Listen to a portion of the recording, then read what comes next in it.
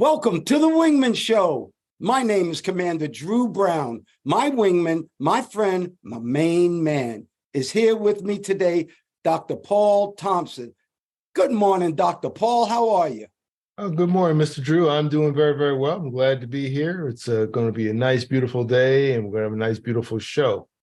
You darn right. You know why? Because we're floating like butterflies and stinging like bees. Rumble, you badass jet pilots, rumble. That's Dr. Paul and I, two badass jet pilots, two dope boys in some Navy jets. Welcome to the Wingman Show. Hey, Dr. Paul, I got a quote for us. Don't take kindness for weakness. Now, my dad used to say that all the time. Don't take kindness for weakness, which is a very true saying. But then I looked up something, and there's somebody else who said something like that, and his name is Bindi Irwin. But he said, never confuse kindness with weakness. Well, as you know, I don't use the N-word. I don't use the word never, because to me, that makes me the ultimate power, and I am not. So anyway, don't take kindness for weakness. Q collars, the World Cup is here. Women's soccer is here. It's getting bigger than ever. But I just saw something, Dr. Paul, that we talked about. It's called the Q collar. It's like a little collar that goes around your neck, and it's for football players, for soccer players, for anybody who's prone to concussions. What this Q collar does is it squeezes the blood in your neck, in your jugular veins, and when the brain goes back and forth, it doesn't slosh. So when it gets hit, it's more stabilized. And where they came up with this is, you've seen rams, butt heads, and there's all kind of animals who just butt heads. Well, how come they're not dead? It's because they have that blood that actually shoots in the skull and stabilizes the brain. And I didn't know this, but women are more prone to concussions than men. Dr. Paul, what do you think about this amazing Q collar? Yeah, look, I've seen pictures of it. It's like a cute little thing, and sells for about $200. You can buy them now. Apparently, it's been approved by the FDA. Yeah, I always wondered that too. When those rams ram each other, how are they? They seem to walk away just fine.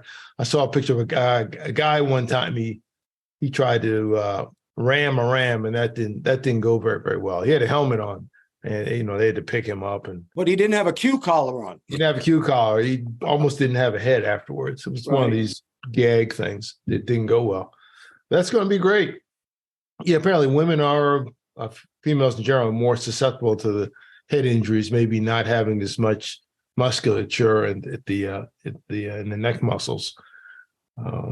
Good thing, I guess you can use it for skate. Use it for anything, which is great. Sure. Just recreational sports, because over periods of time, a lot of head concussion. You may not get CTE, but you can have cognitive difficulties later in life. That's been found with particularly a lot of soccer players who are doing a lot of headers, using their heads a lot of times, just hitting the ball, maybe each other's head, but it can be very, very, very destructive over a long period of time. Well, we did a show on the new helmets that they're wearing now, and they're all wearing them in practice. I wish they would wear them actually in the game, but they're not. But they have helmets that actually absorb some of the shock. But, concussions are real bad, and that brain is not supposed to slosh around in your skull. So David Smith invented that Q collar, and I bet you him and his company are going to do very, very well. Well, check us out. If you look behind us, all you guys who watch us on YouTube, all our frequent flyers, that means people who stay with us all the time, all you YouTubers, check out these badass jets. They are B-21 bombers. They're the new bombers. And the best part of them, they can be flown like drones. They can be manless. They can send big-time bombers into combat with no pilots. Dr. Paul, give us some real information on these B-21s. I know it's just, they call it the Raider. Everybody's got they always have a name for it. B-21 Raider. And I think they use that term Raider after one of the squadrons in World War II in Europe. They call it the Raider. But yeah, it can be manned or unmanned. So it's a long range intercontinental bomber, nuclear capable, conventional weapons, nuclear weapons. And there was a thought that they were going to put like an unmanned fighter inside of it. So in case they got jumped by somebody, that they deploy the fighters. But apparently they're not going to do that. This is going to be a standalone stealth aircraft that so far is totally undetectable.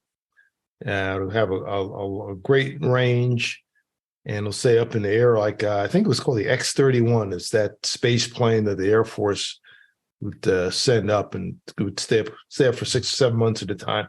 And it's a drone, maybe a year at a time. But that's the B-21. It looks like a lot like the other bombers they have now, but this is different. Yeah, and if you carry a nuclear weapon, you don't want to be in that airplane.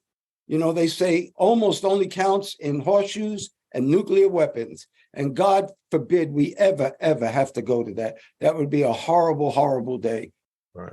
So if you guys are watching us on YouTube, could you hit that subscribe button? We're on iHeartRadio, Apple Podcasts. You can write us a review on there. We're on Instagram. We're on TikTok. We're on all those things. And the more you write, the better it helps the Wingman Show. We also have a newsletter. And I love our newsletter. Last week's newsletter, the topic was how to be a happier you, powerful actions to transform your life. And once again, we have that Flowline. That means you guys can ask us any question you want. Dr. Paul and I will try to answer it. And if you want to get in touch with us, get that newsletter, just go to wingmanshow.com. That's wingmanshow.com. And you can write us, ask us, and just check out our newsletter. It's an excellent, excellent newsletter. Well, Dr. Paul, I would think the USA had the best passport in the world. Until we did a little bit of research, the USA's passport is not the most powerful in the world. It is Singapore. The USA, we can only go to 184 countries out of 227 without a visa. Singapore just hit the top of that list with 192 countries. And then Japan, Germany, Italy, and Spain come in second at 190. But I always thought the American passport was the most powerful. It's not. Yeah, I thought so too. I was surprised to see that. But, one of the things that affects that is, things we really can't see, like diplomacy or beefs you may have with another country. So apparently Singapore doesn't have that many beefs. You realize it's not a big nation. To me, it seems like a place that has like 200 million people, but I think the overall population is less than 3 million, and half of that are people who work from outside Singapore, who are just working there. It's basically an economic, intellectual powerhouse too, and they get along with people apparently. Well, Singapore don't play. Remember that? When we went to Singapore, first of all, cleanest city I've ever seen, and also the safest. I felt safe at any time of the day or night in Singapore because they have what is called caning. They will spank your ass with a wooden cane. And trust me, criminals don't do it more than once. Yeah. And if you brought drugs in there, well, the penalty is a lot higher. We don't need to go into that. No, yeah, you could Singapore if your wife wanted to walk down a dark alley at 2 a.m. for whatever reason, you'd be pretty safe. Oh, yeah. And no, the sign is a big pink sign. What you were talking about, it's a large pink sign in the airport saying that if you bring drugs into this country, you will be put to death. Yeah. Very simply. They're not kidding. Yeah. So, it's a great place. I enjoyed it every time I was there. So did I. And a little bit expensive too. It's one of the most expensive places in Asia. Yes. All right, Dr. Paul, I love this. Our show, The Wingman Show, is here to bring you good news because, in the media, they say if it bleeds, it leads. Well, guess what The Wingman Show says? If it's good, it should. And we work on it very hard to bring you good news because there are good people out there. There are good things that are happening out there. They're just buried deep down because if it bleeds, it leads. Nuh-uh, not here. If it's good, it should. So how about this one? The homicide rate in the United States has actually gone down. 15 years ago, it was 10 out of every 100,000 people were murdered. Well, now it's down to 1.9, and that's a drastic reduction. Dr. Paul, good news is out there, and we're here to bring it. Yeah, it is hard to find sometimes. I fired up my computer this morning and just try to get a rough update of what happened. And there's a fantastic story, and it's not a positive one. It definitely led. It definitely led. There are a lot of people doing good things out there, but you would never know. Like you said, we have to hunt really hard to find something good with all the sources. But they're there, and we have to do that hunt. We do that work, and it's a good work. It's a pleasant work. I feel better after doing it, actually. Oh yeah, my friend Mike Prock once said, and it was the best compliment I think our show ever got, but he says he feels better after listening or watching our show than when he started. And to me, that's all we're doing. That's what we're trying to do here. All right, Dr. Paul, ageism. Have you ever heard of that? Yes. Ageism is actually you're as young as you believe you are, even though it might not be true. People who believe that they are younger actually live longer, less depression, and have less health problems. Talk to me about that, Dr. Paul. You see a lot of times, I guess an example of that, I think, is, say, in a college town, where there's a college where there's young people, whatever. A lot of times when you have older folks who interact with that younger crew, they move around a lot better. Their minds are fresher. They, as long as they're not too crotchety and hung up in their ways. Their minds are more flexible. They move better, and they seem to have a lot of enjoyment. I've noticed that in just about every college town that I've been in. When you see an older group, they could be store owners, proprietors, people who live nearby, as opposed to maybe an old folks home where everybody is old and declining, mentally and physically. And it's a very, very, very different vibe. Sometimes in the same town, and I've seen that in the same place.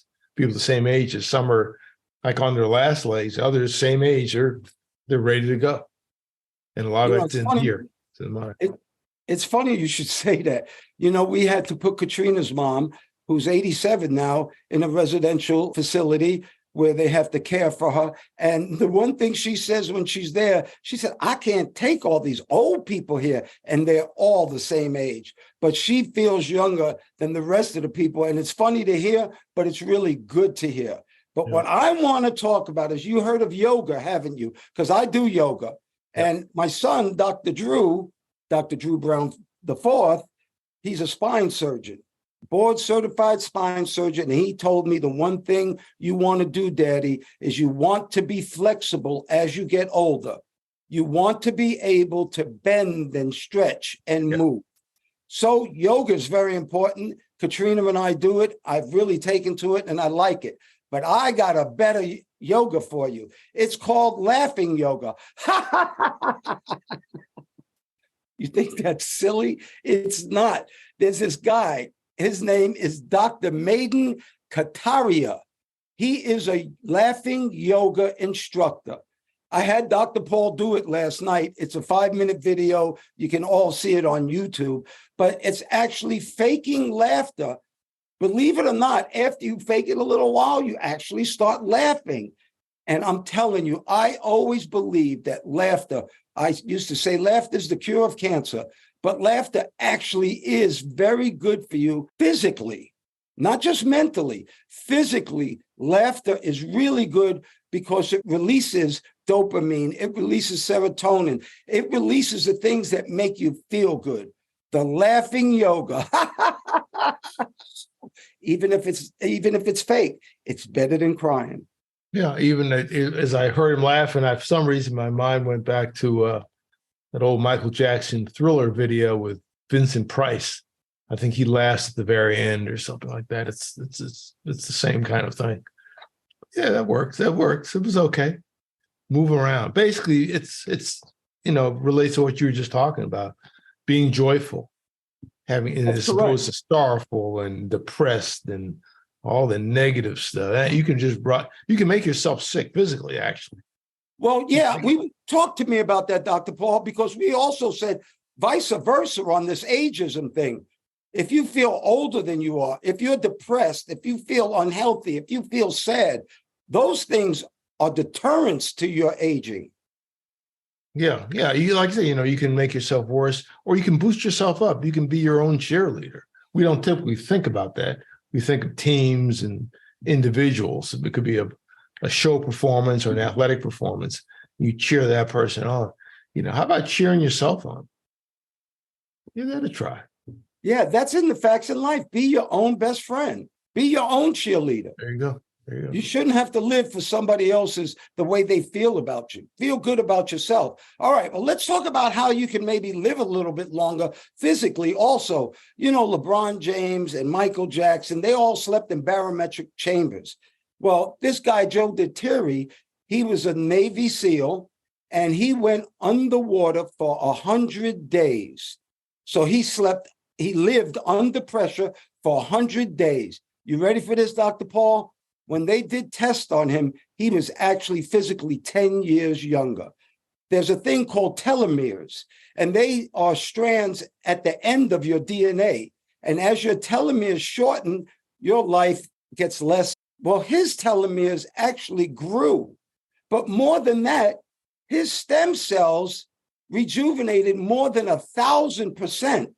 And one of the big things is he had a 60% better deep sleep. And that's where we were talking about how you repair yourself. That's when you heal, in deep sleep. All these things happen to him under pressure. And that's what a barometric pressure chamber is. We'll show some on our YouTube. You guys can watch what a barometric chamber is. What do you think about this guy coming out 10 years younger?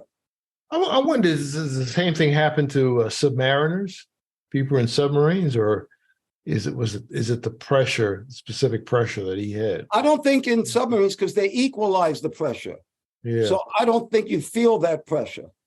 Well, that's very interesting. I guess would it be the opposite if you were in, say, outer space for a long time? You die quicker. That'd probably worse, because I think a lot, because they do have experienced bone loss.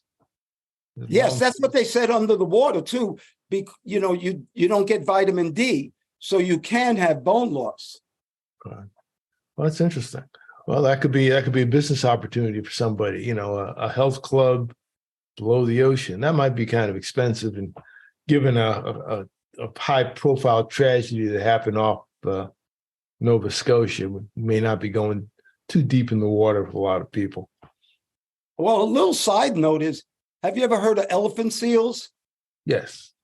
Do you know that they sleep 1,000 feet under the water for a couple of hours, and that's all they need? But they somehow sleep 1,000 feet under the water. They can hold their breath that long. But what I think is cute, when it's breeding season, they don't sleep underwater. They sleep on the beach for 10 hours a day when it's mating season. But other than that, they're sleeping at 1,000 feet. Yeah, that's it. And the strange thing about them is that, like elephant seals and elephants on the land, both have they sleep like right at 2 hours. I think elephants have the shortest sleeping, 2 hours a day, and the elephant seals slightly longer. But the thing with the elephant seals is they can sleep that long, and there's something automatic in their bodies that will wake them up before they run out of oxygen. That's like when you wake up, when you're sleeping, when you have to go to the bathroom, something automatically wakes you up. Also, diabetes, people who get low blood sugar, something wakes them up. Okay. It's one of those God things, I believe. All right. All right. So you know what that brings us to? That brings us to a Wingman PSA. From the 11 Facts in Life, Fact 11. Live your life in gratitude and have faith in grace. Live your life in gratitude and have faith in grace. And for anybody who doesn't really understand what grace is something that I call God gives you that you don't deserve and you can't earn. And it's just bestowed upon you. And I feel like I have grace, and I am very grateful for the life I have. What do you think about that PSA, Dr. Paul? Yeah, I believe in the expression of gratitude. I try to do it every morning. Honestly, I did not do it this morning because today is a workout day off. I typically do it at the beginning of my workout day, and because I'm typically outside and I'm looking at the sunshine or just the outside air, and I have that feeling because I've been around just so many people who are not doing well these days. And if I'm able to get up and move around, even to complain, doing pretty good. Yeah, it's funny about that gratitude. I was walking up the stairs yesterday, just like I've done all my life, but my knees didn't hurt. So instead of just not paying attention to it, I was so grateful that my knees were not hurting. And that kind of made me feel good. Our frequent flow line. Remember, if you have a question you'd like to ask Dr. Paul and myself, just write us at wingmanshow.com. That's wingmanshow.com. And we have a frequent flow letter this week. It's from a Boston man, a 32-year-old Boston man. And Dr. Paul, this is going to hit home. He's leaving the military, getting ready to interview with the airlines. And he's asking Dr. Paul and Commander Drew, what are some good techniques when interviewing with major airlines or any airlines? Or actually, what's some good techniques in interviewing for everybody? Yeah, I think that's basically it. Well, it's been a long time since I was interviewed, but I think with any interview, first thing I would do off the bat is, if he's coming out of the military, talk to some of his buddies who've been successful, as well as those who've not been successful. Like, what do they do here? They probably, different companies, different airlines have different practices. See if you can find someone who's actually gone through the process. I have no idea what it is now, but things change over time, over the years. So basically, get the latest information. The Navy used to call it the gouge, which is not hidden secrets, but what's the true path to doing A, B, and C? Oh, this is what you really need to do. This is what the book says, and maybe you do what the book says, or maybe do a little something extra, or put a little spin on it. So the first thing I do, I talk to people who've done it recently, to get a feel for things, and present yourself in a good, upright, professional manner. Anticipate the questions. This is the advantage of talking to someone that's gone through it. What do they ask you? Typically, they follow kind of a formula-based approach. Why do you want to work here? How do you think you'd fit in? Define professionalism. Sometimes they're tell me about your life. They're abstract things, and they may throw some things at you purposely to throw you off balance and off base, just to see how you react. Maybe not even interested in the answer. So just practice talking, interviewing, and maybe getting some friends together and have them do a mock interview. That's very good idea. Have them be, to get three people, a good guy, a middle of the road guy, and a bad guy or a lady or whatever.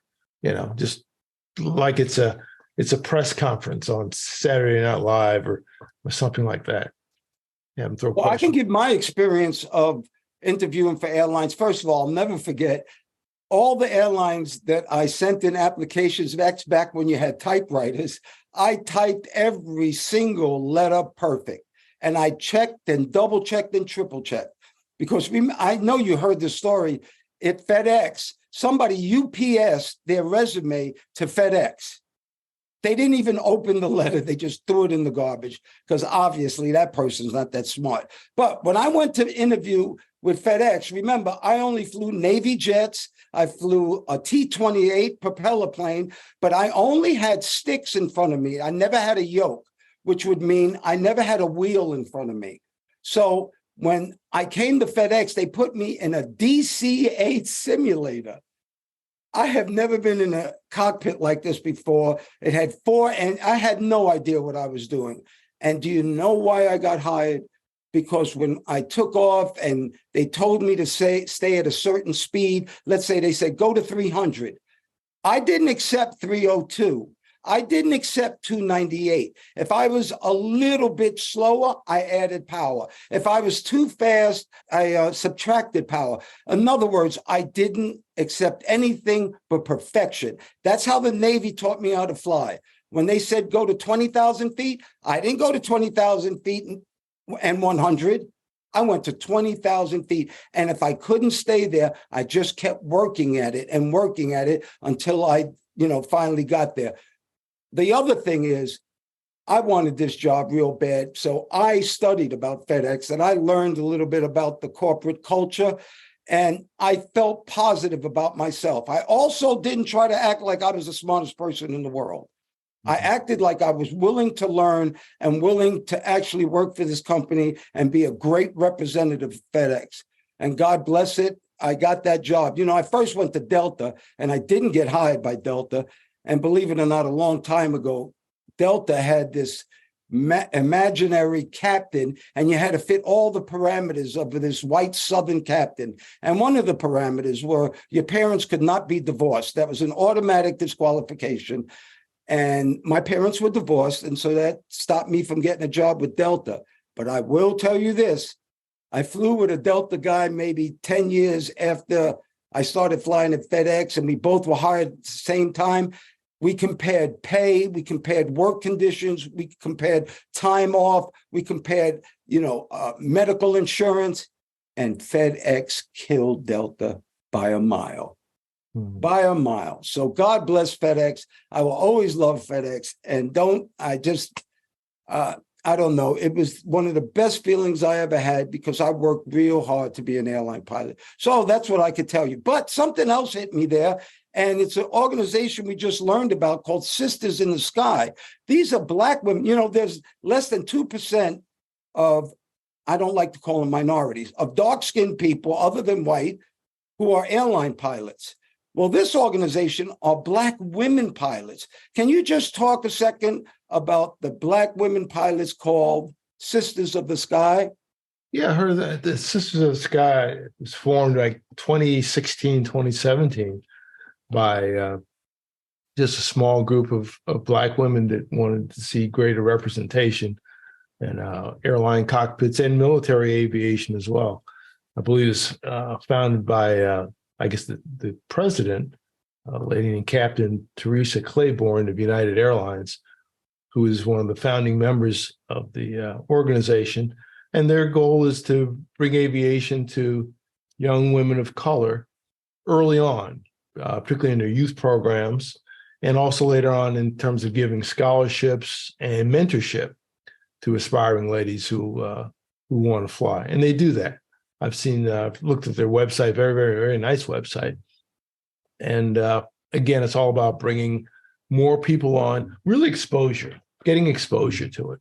A lot of people have no idea. I've never seen this before. You listen to the young people talk, the kids talk. I was like that myself. There was a lady named Ida Van Smith that had a flight program that met not too far from my house that I found out about reading a newspaper one time, and it opened up a whole world of things to me. In fact, I think she's in the Aviation Hall of Fame, Women's Aviation Hall of Fame. Ida Van Smith was for young people. I was one of those actually, for really just about a couple of months or so. But there are so many things under the radar that we really don't know about. So what they're trying to do is to bring that message out to a group that's not really considered much in this field, in the field of aviation. Well, we'll put out their website. We'll put it on the screen right now for you YouTubers. And Dr. Paul, it's that time. The name of this show is The Wingman Show. And boy, do I have a wingman for you. And matter of fact, this wingman doesn't live very far from me. She's in the state of Georgia. And I just want to talk about something that I think was one of the best stories I ever heard. There's a nurse named Laurie Wood at Piedmont Hospital. And she's just a regular nurse that goes to work every day.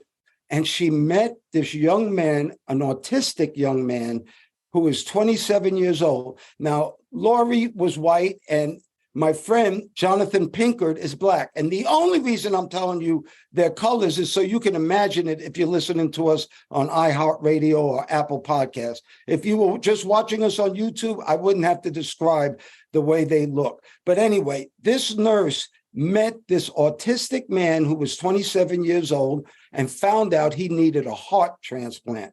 Well, I don't know if you know this, Dr. Paul, but you cannot get a heart transplant unless you have all the qualities and all the qualifications of being able to take care of that heart afterward. So if you are not in a position to actually recuperate and have people around you and finances around you to help you live longer, you're not on that list. Well, Laurie adopted this young man after 2 days. He got his heart transplant. He calls her mama now, and now she's teaching him life skills so one day he can live on his own. His mother I believe, was in rehab. His grandmother died. He had no one. So every time he went to the hospital, he went back to a shelter. Well, not anymore. The wingman this week is Laurie Wood. And I will tell you something. You will have all the blessings that you deserve, Laurie. What a wonderful story. Dr. Paul, whatever makes you and our listeners happy, Dr. Paul, whatever you think is meaningful, and Dr. Paul and our listeners, whatever you believe is beautiful, may you have that today and forever. I pray for peace. I pray for peace, good health to all, and we appreciate all those who listen, like, and share our message. Please subscribe to us. If you're looking on YouTube, a like helps us a lot with the algorithm. Thank you very much. Thank you once again, Dr. Paul Thompson, my friend. Thank you for your love, your time, and that's something that we won't ever get back. I want to thank all the listeners, too. Thank you so much for doing the show, Dr. Paul. We're jamming. Well, thank you, Mr. Drew, for inviting me on. Always good to talk to you. And ladies and gentlemen, please remember to like, share, and subscribe to this podcast or any of the podcasts. If you're looking at YouTube, they say smash the like button. Don't smash it. Just press it gently and refer to use as a link to all your friends. You can also look at us on our website, wingmenshow.com, WINGMEN show, SHOW.com, altogether, wingmenshow.com. And we hope to see you in the future. Thanks again, Mr. Drew. Oh, you're welcome. And we're still floating like butterflies and stinging like bees. Rumble, you badass jet pilots, rumble. May there be peace on earth, and goodwill towards all men and women.